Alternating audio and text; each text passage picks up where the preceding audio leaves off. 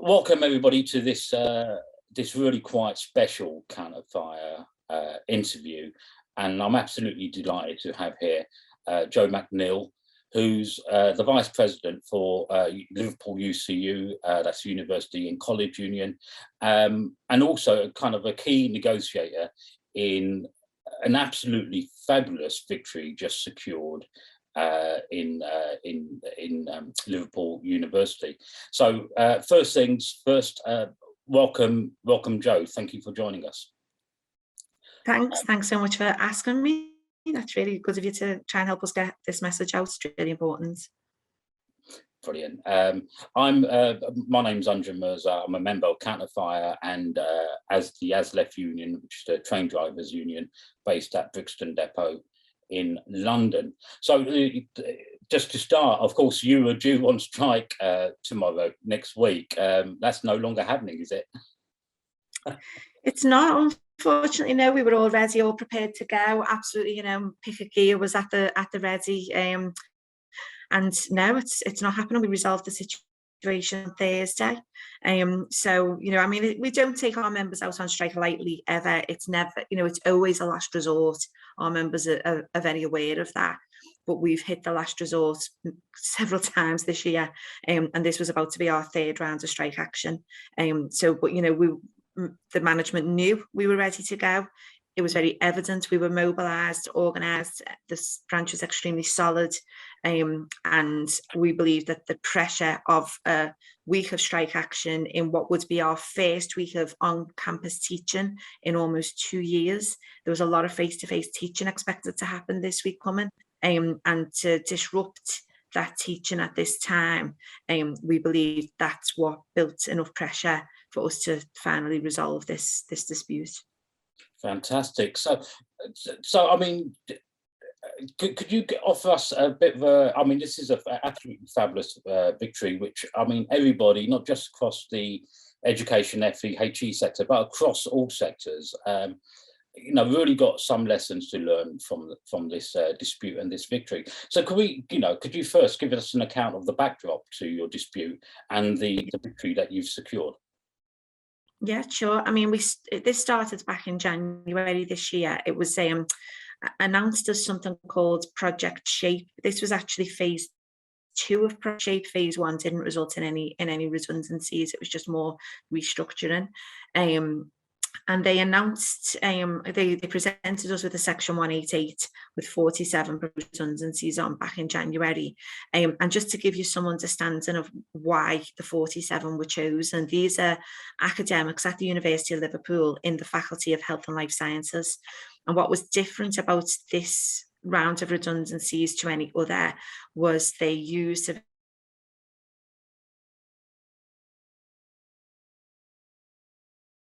very academic members have to bring in research grants all the time, a lot of research grants, lots of funding on an individual level. They also have to get out lots of publications every year, and they are measured at times on how often those publications are cited. And the university, for the first time ever, used those criteria, grant income, research publications, and initially citations as selection reasons for redundancy. We've never ever seen those used in the sector at all. We knocked out the use of citations as a measure in the very early days before we even went out to strike during the negotiations. One of the tactics that the branch employed was to use kind of top trumps cards approach on Twitter, where they were publicising the citation measures of members who had been selected for redundancy against those selecting them for redundancy, and they didn't all measure that well. So that was something that kind of started to, from an organisational perspective, started to gain publicity. We started to kind of raise the profile of the dispute on Twitter and things like that. Initially started getting things like media coverage, and yeah, so it was an important dispute to the entire sector. because of this selection criteria. It's also got to be said that those selected for redundancy were health and life scientists. And, you know, in the context of COVID, these people, a lot of them had kinds of joint contracts with the University of Liverpool and still with the NHS. So when COVID hit, a lot of them dropped everything and went to try to help, you know, deal with the pandemic on a frontline basis in many cases. It was because of that some of the grant applications may not have got in and things like that. So there was no leeway given whatsoever by the employer to say, you know, these people have been out dealing with the pandemic, helping the country to get through this, helping the kinds of world to get through this, not just our country. And that was kind of not given any consideration whatsoever, and that group was still facing redundancy on these really awful criteria.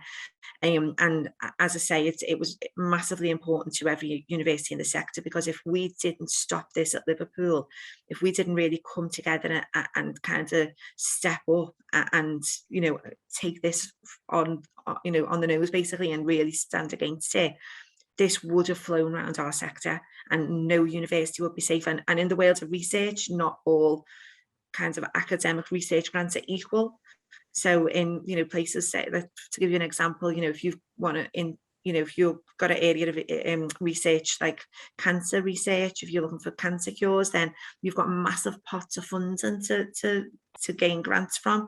But if you're a researcher in something like, say, philosophy or, you know, other subjects, more of the art subjects, those pots of funding aren't as big. So, you know, if we allowed them to do this in health and life sciences in Liverpool, then everybody would be potentially at risk of them using that in future. So there's a big, you know, it was really important to us to take a stand against this use of metrics. That's kind of the background to the dispute. And so you initially 47 redundancies. You went on strike initially in May, is that right? Yeah, so we'll straight off, we kind of started the ballot, and obviously, you know, we've got to get through the same hurdles that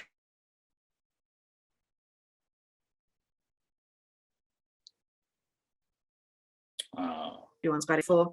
We're all working from home. You know, ordinarily we'd go knocking on people's doors, and you know, it'd be much easier to make this dispute more visible and more high profile. We didn't have those options now. All of our people were at home. So we found organising to get the vote out, I would say, different as opposed to more difficult. It wasn't necessarily more difficult. We found ways to deal with it now.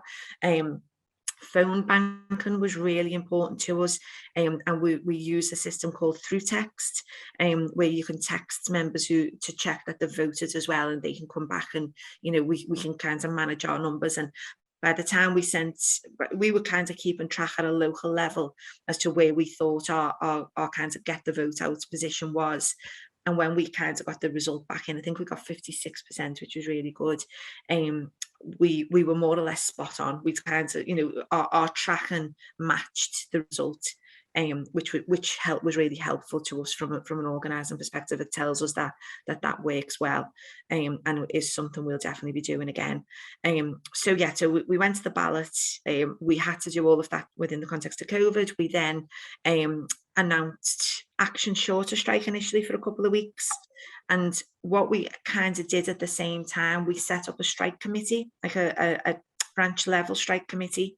So we do have departmental reps, and we, in our big kind of pension strike in 2018, some departments had set up like departmental WhatsApps, which hadn't really been functional for a while, but they did still have them. So we asked people to start organising through the departments and to send one representative or two from each department to a branch level strike committee meeting. That way we could kind of make sure that the action short of strike we were taking was really well orchestrated, and we could also build towards taking the actual strike action. So the action short of strike, I think, lasted about 2 weeks initially, and it was just basically work to contract. But that's quite difficult for our academic members because they don't have hours in a contract. So we have to be, you know, very careful that they are still allowed to work a 37.5-hour week, getting that message across, because lots of our academics, you know, and our academic relators and professional services staff, they do work longer hours because that's kind of the nature of the work. People do put a lot of goodwill into their work usually. So this goodwill was then, retracted, and that's what basically orchestrates a go slow in the institution then. So we started off with 14 days solid of strike action. We did 14 days. And again, because it was the context of COVID, it's different. So ordinarily at Liverpool, we have massive picket lines, and we have a picket registration point in our UCU office, and people queue up to come in and sign in, and it's allocated to pickets all around the campus. We were thinking, what's our best strategy here? Because nobody's in. So who are we stopping going into work with picket lines? So we decided to take a kind of different approach where we'd have an on-campus presence, where we'd kind of have a central point where we'd have a kind of table set up, and we'd talk to anyone who was on campus, look at any students knocking around, speak to them, try to get student support. So we had the on-campus presence, but we the kind of master stroke was we set up a strike WhatsApp.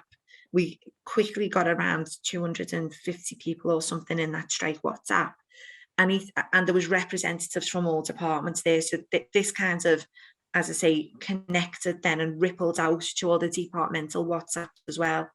Then we said every day of the strike we'll have a digital picket line. So we'll open a Zoom meeting at 10:30 every day. So everyone joins the 10:30 Zoom. We can just see who's on strike. We can have a chat. We can talk about what's going on. We can make plans. We can kind of, listen to members. That went on for like 96 days, I think it was 95 or 96 days. I haven't checked yet. We had a daily meeting at 10:30 for over 90 days, which only ended last Thursday. Because people felt it so useful to come, and I don't mean like 10, 20 people. I'm talking like all through the strikes, all through the action. We've had like over 150 people coming into the strike WhatsApp every single day. I mean, it dropped a little bit in September when people went back into work, because during the summer, obviously it's easier for people to join, but we still got 70, 80 people every single day in the strike WhatsApps, even when people are back in work. So massive like kinds of mass participation meetings. I mean, don't get me wrong, we're shattered. I mean, we've chaired these every single day. The members are shattered. It's been a long, hard, difficult kind of dispute, but it's been the lifeblood of that dispute. That level of communication, that level of member participation is what got us through, because when we did the 14 days of strikes, we then had the opportunity to hit marking and assessment, and as you can imagine, in the university kinds of context, that's extremely disruptive if our academic members withdraw their labour from marking and assessment. So we talked it through. It was an option for us. We had action short of strike. We talked it through with the members. They all thought it was a good idea. So we served notice that we were going to take action short of strike to another level, and there was going to be a marking and assessment boycott.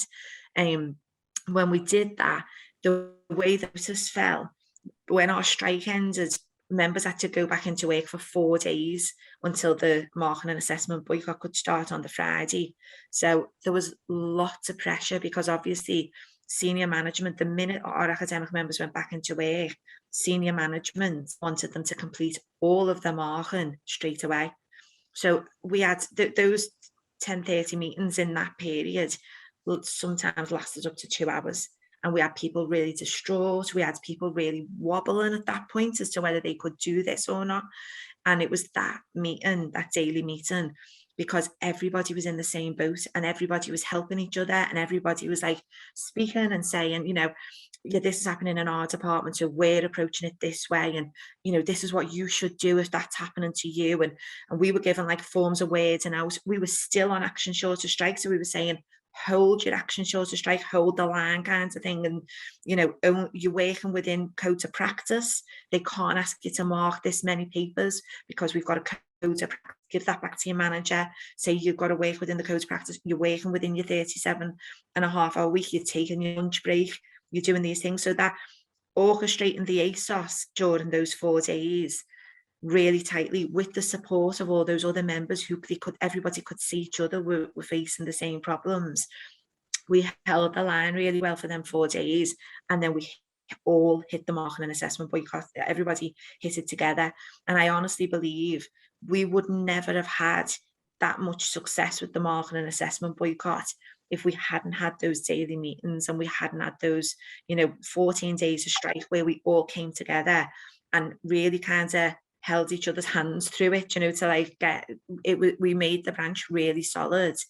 And none of them felt alone in it, even though they're all working from home.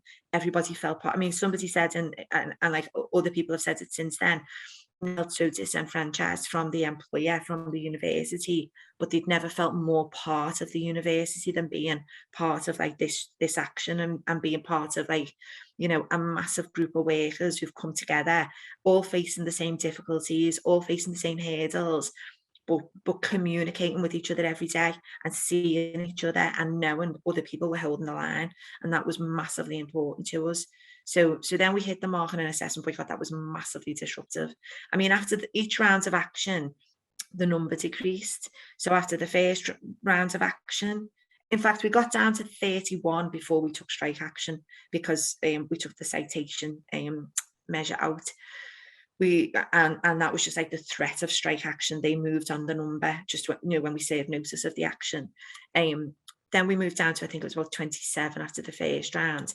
After the marking and assessment boycott, we moved down to 6, from 47 to 6. That's how massively disruptive it was. We then obviously, our position throughout was the only number we're going to accept is 0. We are not happy with any redundancies. So the opportunity came up for us then to hit confirmation and clearing with a strike. And for people who don't work in the university sector, confirmation and clearing is when all of the A-level results come out and all of the recruitment happens for every university. And as a union, we've never hit confirmation and clearing before because it's the summertime and not many people are on campus. So we would never get that bigger presence on our picket lines during confirmation and clearing in August. But this time, because of COVID and nobody's there anyway, we could remove our labour, and we could. There's people in admissions, there's people who have big roles in confirmation and clearing from the academic side.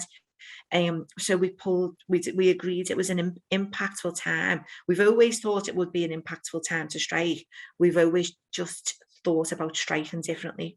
We've always thought we needed the big picket lines and the big presence on campus. So because we had the kinds of freedom under the context of COVID to be different in how we approached the strike, it allowed us the opportunity to hit that really impactful period.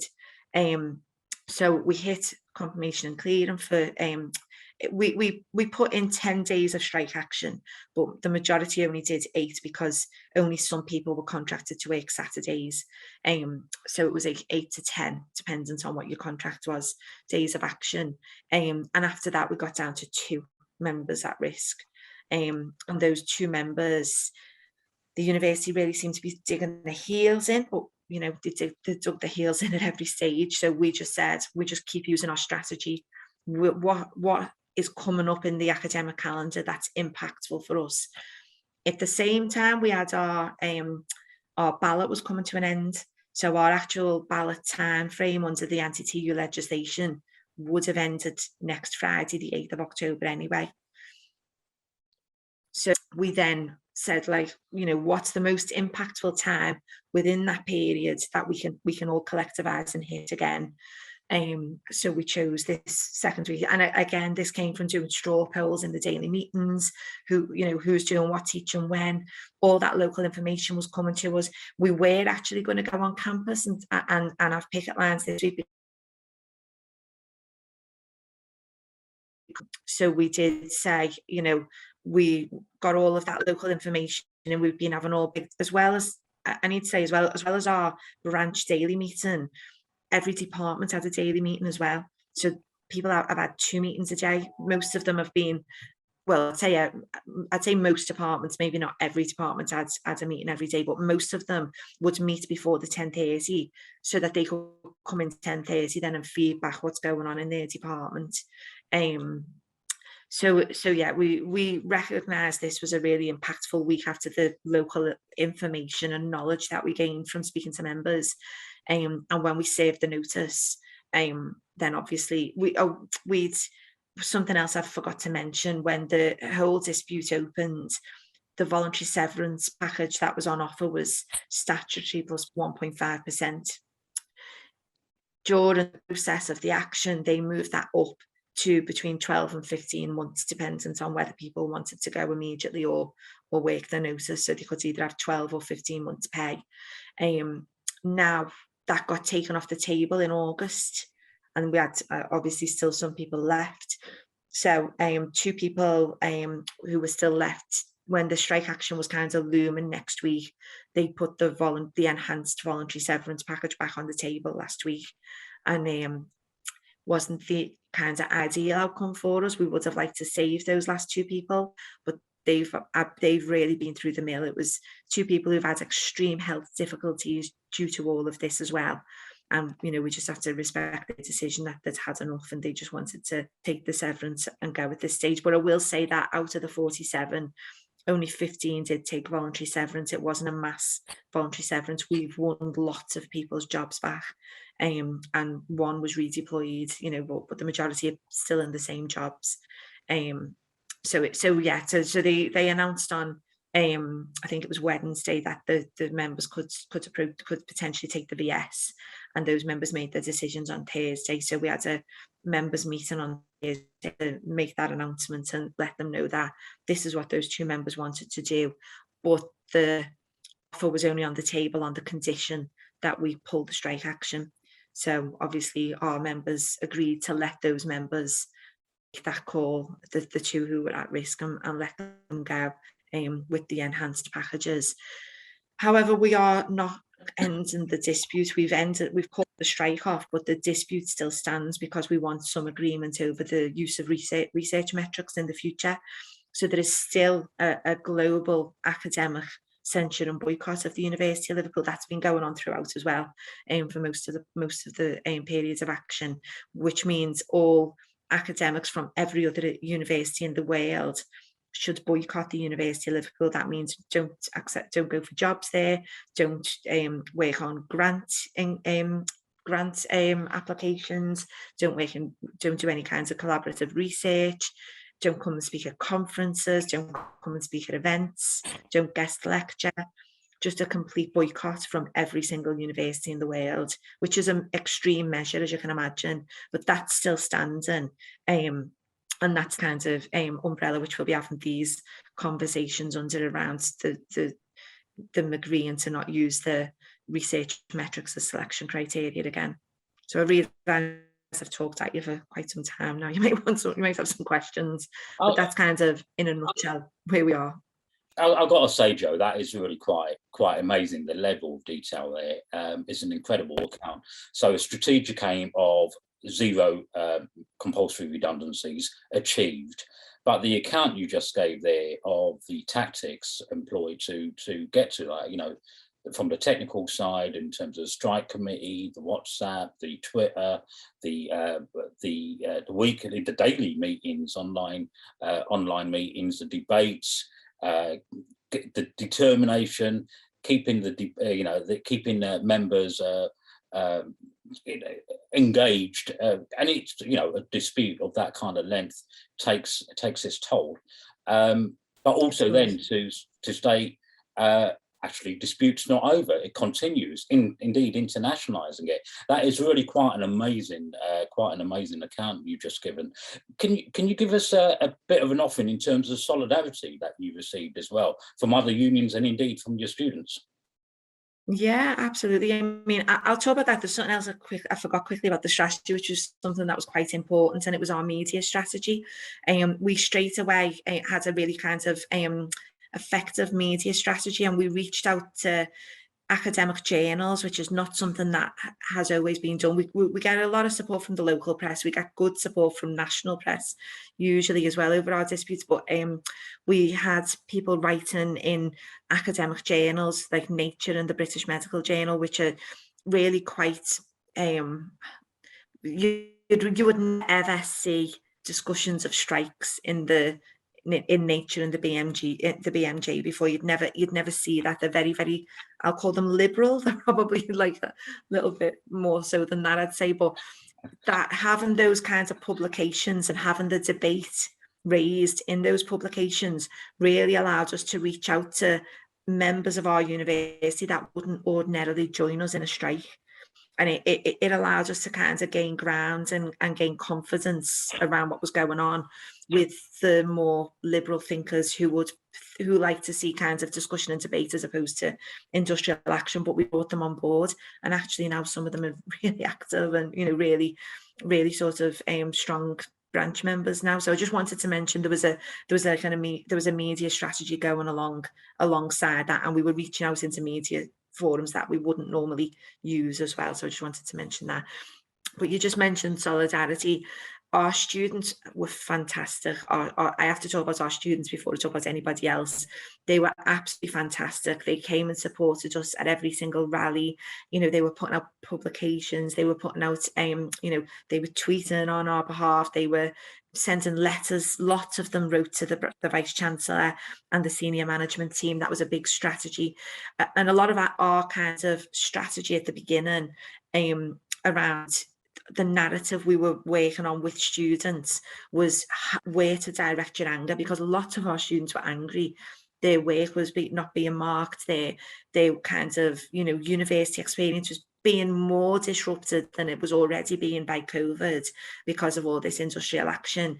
And we felt really sorry for them. That, you know, every single one of our members will tell you their top priority was considering students in this, but they were also thinking, a lot of our students want to come into academia for jobs. So we can't not take this fight on, because it impacts on them in the long term. So our students were amazing. Yeah, we were all, you know, the narrative was all about, you know, if you're angry, then don't be angry with your lecturers who are taking this action, be angry with the decision makers. And we were sending out the contact details and saying, this is who you need to direct your anger to. This is who you need to tell them to make this. We'll stop this tomorrow if they take these off the redundancy list. An organisation this size, we don't have to have 47 redundancies. It's a joke. You know, we can keep these people on and we can support them and work with them, you know, to address any issues that we've got with them. So yeah, so the solidarity from the students was absolutely outstanding. We couldn't have done it without them. Around our sector was fantastic, but the wider movement, I mean, we've had a local strike fund. We started off, we always have a little local strike fund, and our strike fund started off at £6,000. By the end of it, we were at £145,000. So that's like every branch who made a donation, every individual part. Another part of our strategy, which I should mention as well, when it came to the marking and assessment boycott, some of us don't have our contracts. So only some of our bargaining unit could do a marking and assessment boycott. The rest of us had to go back into work. So what we said was, because there was some, you know, uncomfortableness about some going into work and some being on strike, we agreed a wage sharing strategy. So those who went back into work would donate what they could afford out of the, you know, their wages into the local pot to build the strike fund, so that our academic members could stay out. Because the university, as soon as they came out, as soon as we said there was a marking and assessment boycott, they said, well, we will make 100% deductions. So even though it's only that part of your work that you're not doing, the marking element, we're going to treat you like you're completely on strike and take 100% deductions. That was part of the university's bargaining, as it seems, because that came off the table then. They said they wouldn't make deductions if we wouldn't go into further action. Right now, we're at a position where they potentially are going to make deductions for part of the marking boycott, not the rest of it. And if they take the deductions, they're going to take them out over a number of months rather than one hit. So we're not sure exactly what's happening with the deductions right now. As I say, the dispute, although the strike action's over, the dispute itself isn't over, and we are still in discussions over those kinds of final things like the research metrics and the deductions. So we're still talking to them about them. But yeah, every single person who made individual donations, every branch that made donations, all helped give us a kind of a fighting fund. So members felt confident. We've got a lot of casualised members in the HE sector, and our casualised members are the first to the fore. You know what I mean? They will always come and help us, because they're the ones who are hit the hardest by the marketisation of HE, really. So they're really keen to kind of step up and support any kinds of action. So we wanted to make sure that they could confidently come out on strike action, because they don't, we have like hourly paid lecturers and things who don't kind of say that they're on strike. They just don't register their hours because they only have really small amount of hours. So they we wanted to give them confidence that if they came out on strike with us as well, UCU nationally are supposed to give us strike pay for £50 a day if you over a certain amount, £75 a day for, if you're under £30, I think it is. But we wanted to say, well, if you've got any particular hardship, if you can't make your rent because you've been out on strike with us, if you can't pay a bill or something, well, we'll give you money out the hardship funds. And that also gave people the confidence to come out, because they were not making the decision financially. They could come out knowing that we would help them out. But yeah, so all of the people who contributed to that were fantastic. But and the solidarity we've seen has really helped us to take this fight forward. We couldn't have done it without the amount of solidarity we've seen from the wider movement, our own kinds of branches around the country, and our students. They've just all been brilliant. I mean, I've got to say, as an anatomy of a strike, there's just so many lessons, and from a strike that's secured victory. I mean, it's always about celebrating, of course, victories, but it's always about learning lessons and preparing for struggles to come. And of course, the final two questions, if you like, primarily in terms of struggles to come. You're, of course, maintaining your own dispute, but there's a wider fight developing in education,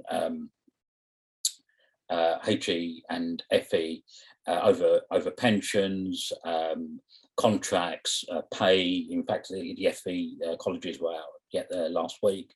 Workloads and etc. I mean, how what are the key issues there, and what kind of preparations are in place?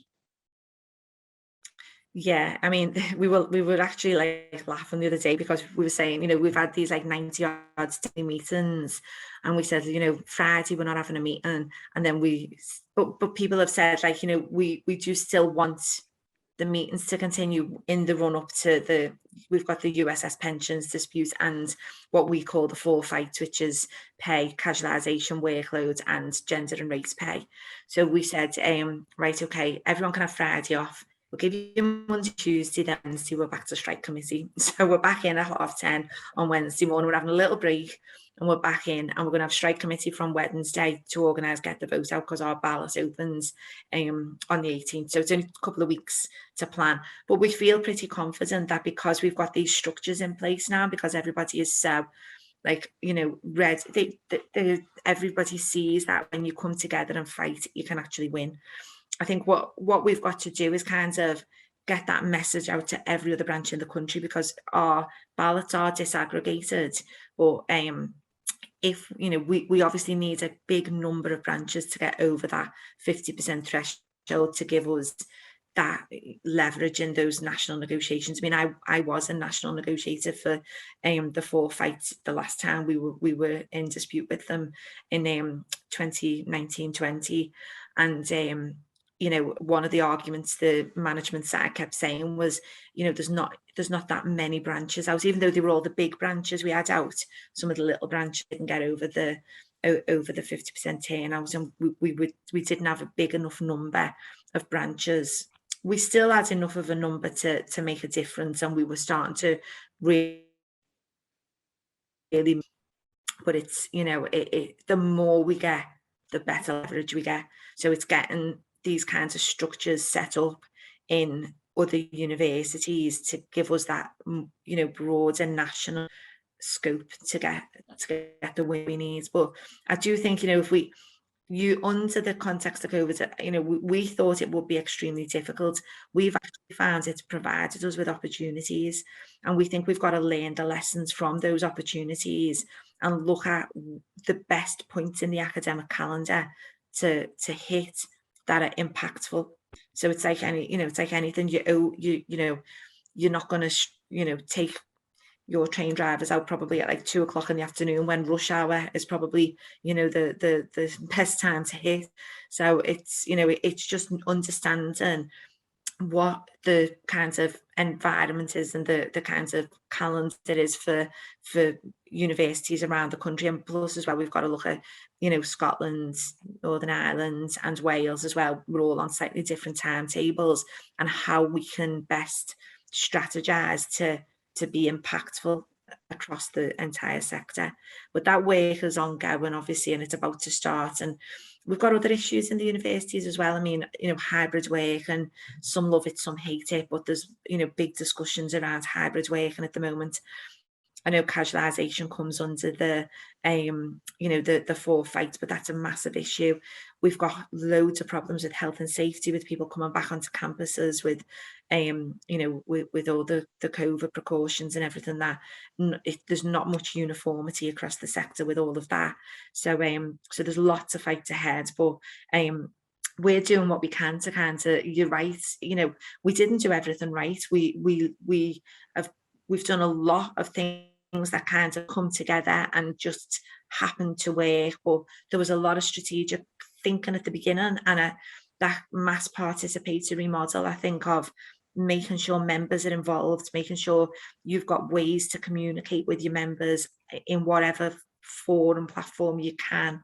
And I've spoken at a couple of meetings, a couple of our branches around the country, and I've said, we had like 90, or we, at that point 80 odd daily meetings whenever I spoke, and people were like, God, it sounds like hard work, and I'm not lying, it's hard work. It really is. It's tough for you as committee members and as a branch, but it's tough for the members as well. They're coming to the meetings every day, they're giving their time up. But if you want it to work, you've got to make it work. And we're not saying every single member has to come every single day. This is why we say, pick a rep from your department and a couple of alternates, send somebody to the meeting, and then feedback in your department. Work out a way to get those communications rippling out into that membership. And that's what we found was really, really useful to us. Well, I mean, talk about turning the old slogan, organise, agitate, strike, into a living, breathing reality, because that's exactly what you've done. Last question to kind of, and this is more general, just your kind of thoughts. I mean, there's in terms of the context, I mean, our strikes and our struggles don't take place in a vacuum, and of course the political context in which they take place is extremely important as well. Now, of course, you've mentioned COVID, the adoption of the strategy and tactics in that circumstance, but of course we're also in a circumstance where the employers are on a bit of an offensive across the board, particularly with fire and rehire, sometimes with other methods, which for all intents and purposes is fire and rehire. We've seen COVID, of course, overseen by, frankly speaking, what I'd call a homicidal government that's seen over 150,000 dead. And we've got a number of overlapping kind of crises that are developing over, what they call supply chain crisis in terms of empty shelves in the supermarkets, fuel and energy, and et cetera. So there's a general crisis developing there. I mean, and it's also got to be said in terms of the official opposition. I mean, I'll be quite blunt. Starmer's Labour is as effective as a chocolate teapot. Where do we stand? I mean, just your thoughts, the role of workers, organisations and struggles in actually in terms of taking on what is really effectively developing as a total attack on working people. I mean, I think it's it's difficult to kind of come up with one answer to the mess that we've got in this country at the minute. I'm sure we both agree on that. But I think what we need to start seeing wins like this, and we need to start. There's a cliche in saying there's power in a union, or it's become a cliche. We need to start proving it right again, because when we were in those negotiations, we noticed there was a shift in the power base in that university, from the employer being the one driving everything to the workers having a stand. And I mean, I was a negotiator, colleagues, Anto Hanlon, they were negotiators as well. We say this all the time to our members, we were just spokespeople. It's not us. We can't do anything if we haven't got them members behind us.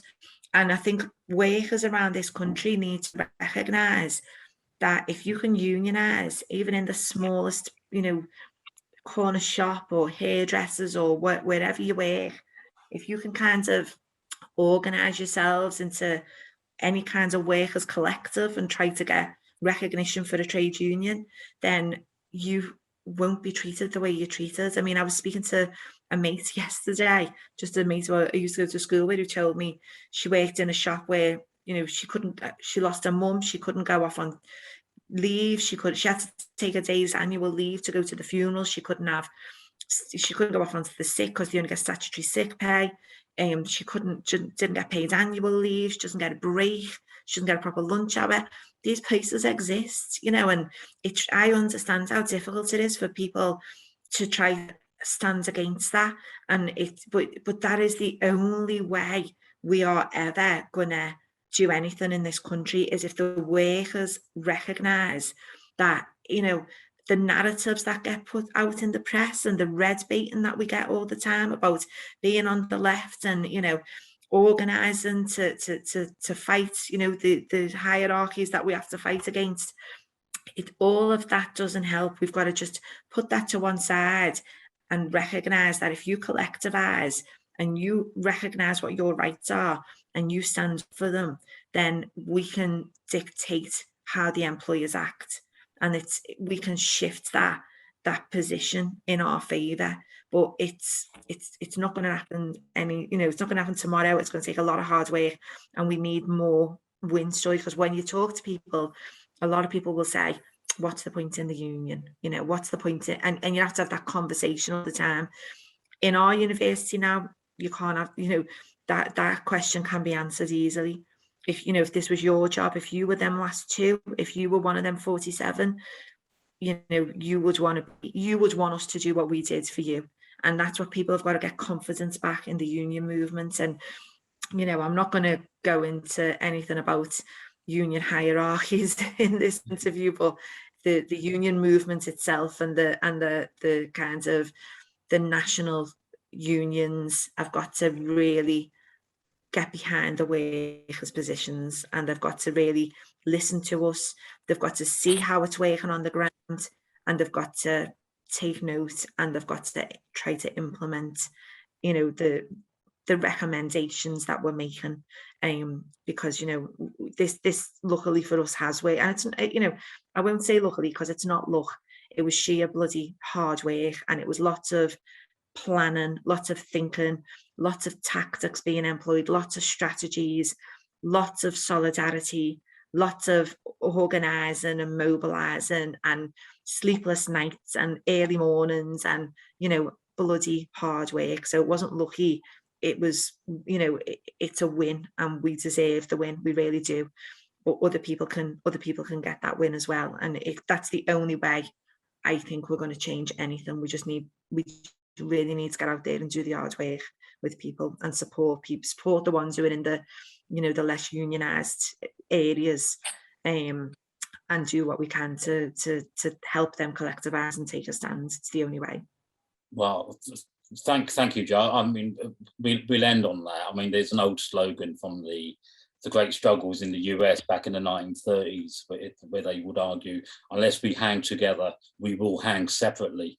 And you've just, thank you again for all the hard work, not just this interview, all the hard work, the strikes and etc. You've proven strikes can win. So on that note, thank you so much for joining us.